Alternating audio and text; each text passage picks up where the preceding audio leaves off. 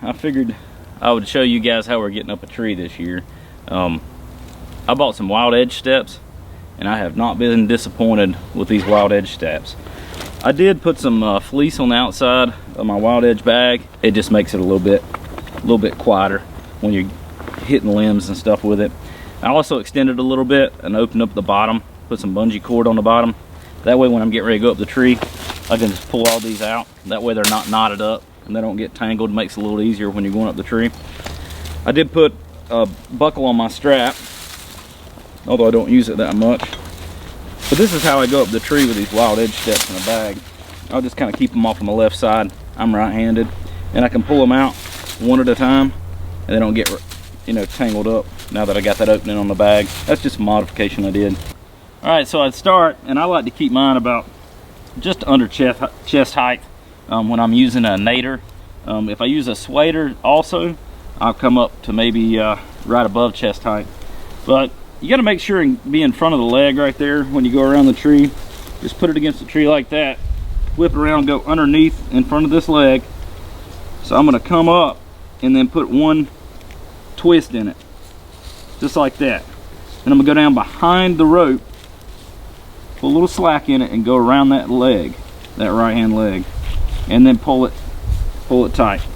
Now sometimes I'll have to adjust it a little bit because I want to kind of go up and down, up and down, and that makes it pretty solid. I mean, you can see that that's not going anywhere, and it really didn't take that long to do. This is like with anything, even like my lone wolf steps that I love and I've used for years.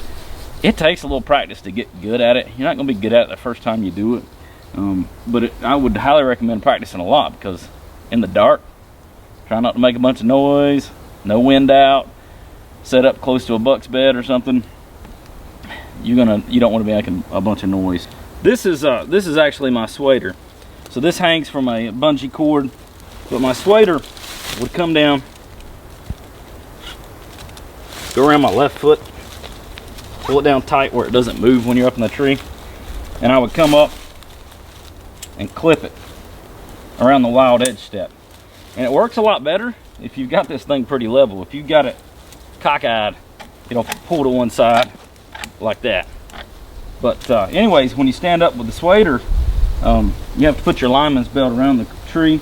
So I'll take my lineman's belt, and like I said, I don't have dedicated lineman loops, but I'll hook it around my bridge loops, go around the tree,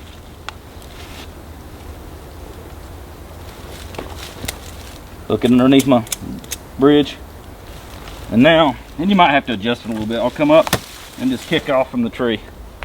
So now I'm up. And I would normally do this on the ground, but I take my nader and I step through it just like I did my aider. So I'll take it, go around the front of my boot, pull down, go around the knee, clip it in. It's got a little loop or hook on there on the front. So I go up and hook it. Now I got the front of both feet on the tree. So I'll stand up on it and then pull my lineman's belt up a little bit higher. Now I can release my swader, and since it's got that bungee cord attached to it, I can just drop it, step up, come off, and I'm up one. Now just reach over, and these are metal, but if you got this set up right, I never make metal on metal contact, and I'm not really trying to be that quiet. I just never bang them together if you got the right setup. So you may have to adjust.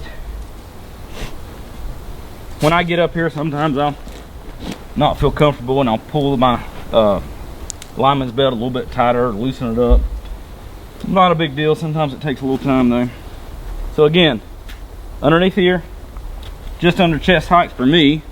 I've seen guys go all the way to head height, but I just don't feel comfortable doing that. I'm getting up my age, so go underneath, up, one turn in the rope, and then come down behind the strap.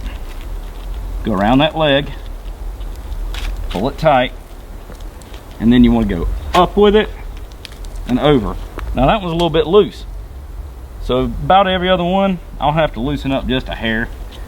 So I'll either have to pull this tight, in this case, pull this rope to loosen it up, and then pull this tight, and that gives it a little bit, makes it tighter to the tree. Then I can pull up and cock it over. So then I'll test it. I've got it level, it's solid. So now I'll reach over, grab my swader, hook it to the tree, and come up with my nader. Got my lineman's belt a little bit too tight, but it works. Put my pressure on my right foot, take my left one off, step up, and as I'm going up, I'll move my lineman's belt up. So now I'm up 2 sticks, and I usually carry 5.